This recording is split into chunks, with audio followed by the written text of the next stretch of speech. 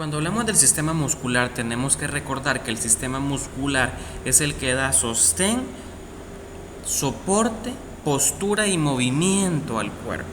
Son células especializadas contráctiles y cada contracción está derivada del sistema nervioso, es decir, el sistema nervioso envía impulsos de manera voluntaria o involuntaria, tal es el caso del peristaltismo en el tracto digestivo, o células especializadas como son las células cardíacas, de manera automática. Son células que se contraen cierto número de veces por minuto, que analizaremos a continuación.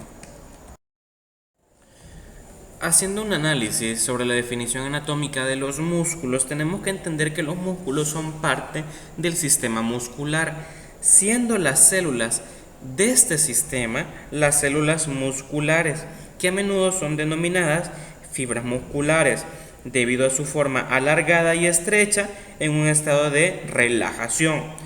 Estas células son células contráctiles especializadas y están organizadas en los tejidos que mueven partes del cuerpo o modifican temporalmente su forma, es decir, reducen total o parcialmente su perímetro de los órganos internos como tal. Tal es el caso que cuando hablamos de los músculos podemos hacer una subdivisión. La subdivisión que les presento a continuación es una de las más sencillas, que nos menciona que los músculos se pueden dividir en músculo estriado y en músculo liso. El músculo estriado, a su vez, se subdivide en estriado esquelético y en estriado cardíaco. Esto es por la presentación de estrías y la forma de sus fibras musculares. Para el caso del músculo estriado esquelético, se localiza en la mayor parte de los músculos anclados o que dan soporte al esqueleto axil y al esqueleto apendicular. Además, son fibras largas, grandes, no ramificadas, con estrías transversales. La actividad es una contracción intermitente fásica por encima del tono basal. Para el caso del músculo cardíaco, el músculo cardíaco lo localizamos obviamente en el músculo del corazón, específicamente en el miocardio, pero además se localiza en porciones adyacentes de grandes vasos como la aorta y la vena cava. Tiene las características que son fibras cortas que se ramifican y anastomosan, es decir, son fibras que confluyen con estrías transversas. Y la acción, a diferencia del músculo esquelético, que el músculo esquelético es voluntaria, el músculo cardíaco es involuntaria, con una fuerza de contracción y una frecuencia de contracción regulada por el sistema nervioso autónomo. Por último, el músculo liso está localizado principalmente en paredes de vísceras huecas y de vasos sanguíneos. También lo localizamos en el iris, en el cuerpo ciliar del ojo, y además se une a los folículos pilosos de la piel a través del músculo erector del pelo. Es decir, ahí encontramos el músculo liso. Son fibras fusiformes pequeñas, independientes y aglomeradas, sin estrías. Además, a diferencia de los músculos esqueléticos, que tiene varios núcleos periféricos, las fibras de músculo liso tienen núcleo único en posición central. Ya lo veremos en una imagen más esquematizada posteriormente. Y la acción del músculo liso es involuntaria, es decir, sus contracciones se manejan de manera involuntaria a través del sistema nervioso autónomo. Les recomiendo revisar Kate Moore, séptima edición, Anatomía con orientación clínica, específicamente en la página 29, donde hace referencia sobre la definición de los músculos estriados esqueléticos. Y recordemos que los músculos esqueléticos son músculos somáticos voluntarios que componen los músculos esqueléticos del sistema muscular. Aunque suene un poquito redundante, es importante reconocer que mueve, estabiliza los huesos y otras estructuras. Cuando hablamos de otras estructuras, no solamente sostiene huesos, sino también puede sostener estructuras tan importantes como el ojo a través de los músculos extraoculares, el que permite los movimientos específicamente del ojo. Para el caso del músculo estriado cardíaco, tenemos que reconocer que es un músculo visceral involuntario que constituye la mayor parte de las paredes cardíacas y de las partes adyacentes a los grandes vasos, como la aorta. ¿Y cuál es la función en global del corazón a través de la musculatura estriada cardíaca? Bombear sangre, es decir, el corazón funciona como bomba, una bomba contráctil. ¿Y quién le da esa contractibilidad? Obviamente el músculo estriado cardíaco. Por último, los músculos lisos o no estriados son músculos viscerales, al igual que el músculo cardíaco, involuntarios, al igual que el músculo cardíaco, que forman parte de las paredes de la mayoría de los vasos sanguíneos, órganos huecos, por ejemplo, esófago, duodeno, yeyuno, ilio, el colon, y mueven sustancias a través de las contracciones secuenciales y coordinadas, que son contracciones que a menudo nosotros en clínica denominamos peristaltismo. Entonces, hemos analizado las tres definiciones de los músculos: el músculo estriado esquelético, el músculo estriado cardíaco y los músculos lisos o no estriados. Nuevamente les recomiendo revisar la página 29 de Kate Moore, donde encontrarán esas definiciones que probablemente sean importantes preguntarlas en un examen. Este es un cuadro resumen donde aborda los tres tipos de músculos: el músculo estriado esquelético, estriado cardíaco, el músculo liso, tomando como consideración la localización de estos músculos, el tipo de células, la actividad que produce y obviamente cuál es la estimulación que da origen a esa contracción muscular. Comenzando con el músculo estriado esquelético, como vemos en la imagen, este es unas fibras musculares esqueléticas. Están localizados en la mayor parte de los músculos del cuerpo, principalmente anclados al músculo, al esqueleto axilo, al esqueleto apendicular. Si nos fijamos en la imagen, tiene fibras que son fibras largas, que tienen estas estriaciones transversas y tiene múltiples núcleos periféricos. Podemos tener 2 núcleos periféricos, 3 núcleos periféricos, pero no se ubican en posición central, son núcleos periféricos como tal. ¿Cuál es la función de estas fibras musculares? Producir los movimientos y obviamente también mantener la postura del cuerpo. ¿Cuál es la estimulación que reciben? Es una estimulación voluntaria, es decir, yo decido en qué momento mover mis manos, en qué momento caminar, masticar como tal. Es una acción que es voluntaria como tal, o también puede ser una acción refleja, como por ejemplo hacer un estímulo en un tendón específico y provocar una reacción refleja de la contracción y movimiento de un miembro. Para el siguiente caso, el músculo estriado cardíaco. El músculo estriado cardíaco se encuentra principalmente en el músculo de corazón, en el miocardio y también en las paredes de los grandes vasos. Como vemos, sus fibras son fibras cortas que se pueden ramificar y también tiene como característica el núcleo en posición único, en posición central. Obviamente es una actividad rítmica, contráctil y continua del corazón, haciendo su principal función la contracción cardíaca para el bombeo de sangre.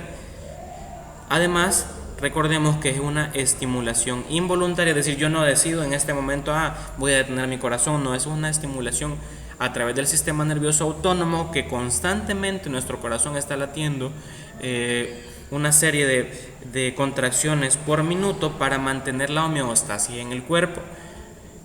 Con respecto al músculo liso, lo encontramos en las paredes de vísceras huecas, en vasos sanguíneos, en iris, en el cuerpo ciliar del ojo, por ejemplo. Y si nos fijamos, son fibras fusiformes que tiene núcleo único en posición central, son fibras independientes, es decir, no se anastomosan ni se ramifican y no tiene estrías, ¿sí?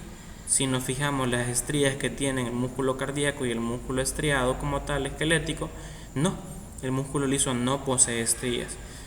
Tiene características importantes, por ejemplo, la contracción es mucho más débil y es lenta y actúa fundamentalmente en la peristalsis y además, cuando está ubicado en los vasos sanguíneos, en la vasoconstricción o vasodilatación de los vasos sanguíneos, valga la redundancia.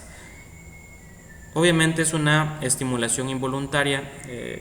Recordemos que es a través del sistema nervioso autónomo que estas fibras musculares lisas se contraen para ejercer su función.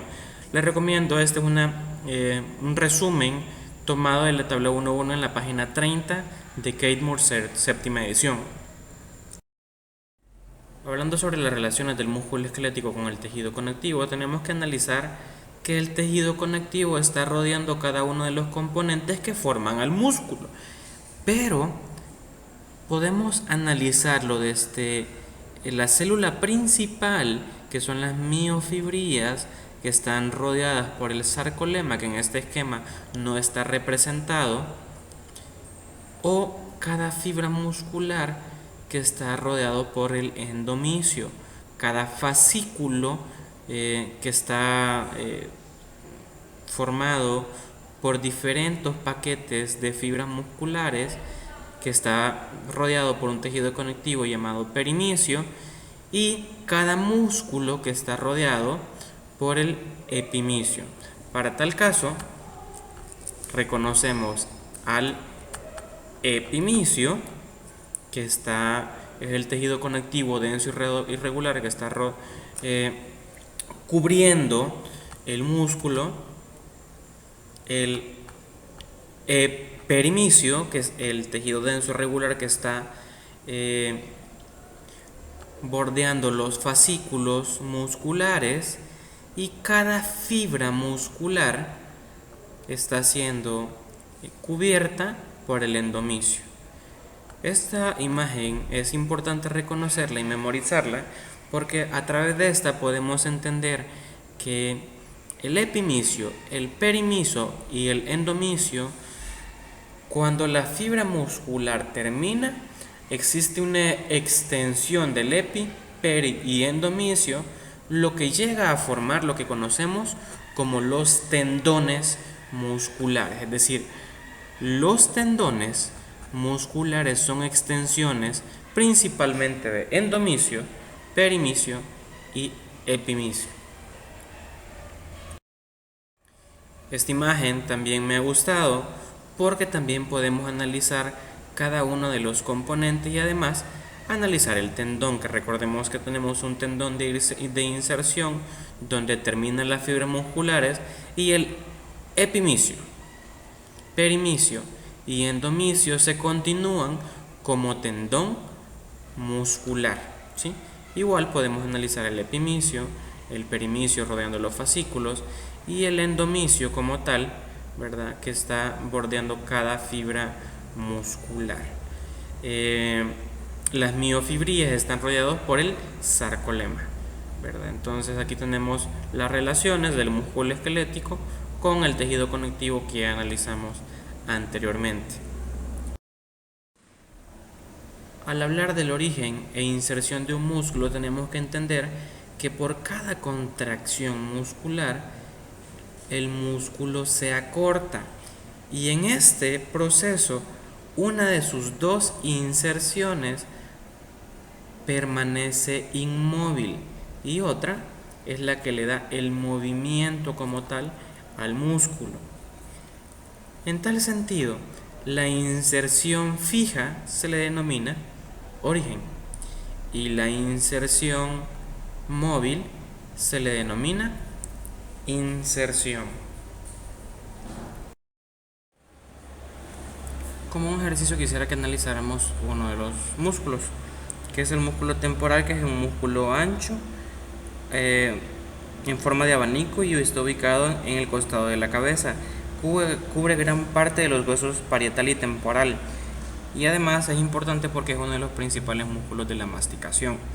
Entonces, tomando en consideración lo que hablamos, que la parte inmóvil de un músculo es lo que consideramos como origen y la parte móvil es lo que consideramos como inserción, podemos tener que para el músculo temporal su origen está situado específicamente en la fosa temporal y fascia temporal, ¿sí?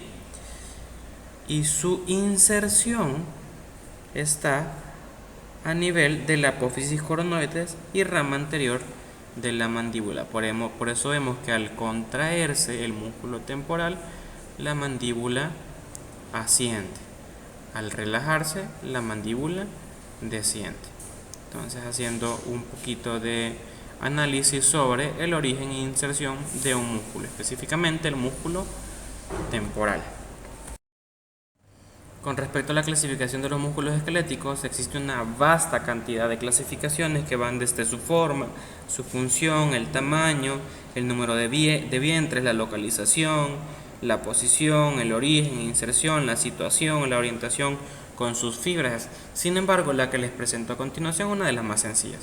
Por su ubicación, lo podemos localizar en superficiales y profundos. Por su forma, largos, planos, anchos, cortos, unipemniformes, pemniformes, multipemniformes. Por su movilidad, como voluntarios, involuntarios. Por sus fibras musculares, como ya lo conocimos, estriado esquelético, estriado cardíaco y músculo liso. Y por su función, flexores, extensores, aductores, aductores, pronadores y supinadores como tal. Entonces este cuadro es un cuadro resumen donde hablamos de las principales clasificaciones de los músculos esqueléticos. Y en esta imagen revisamos algunos de las clasificaciones que vimos anteriormente. Por ejemplo, este es un digástrico, ¿sí? Unipemniforme, multipemniforme. Tenemos músculos fusiformes como el bíceps braquial, bipemniforme como el recto femoral, unipemniforme como el flexor de los dedos, uno circular como el orbicular de los ojos.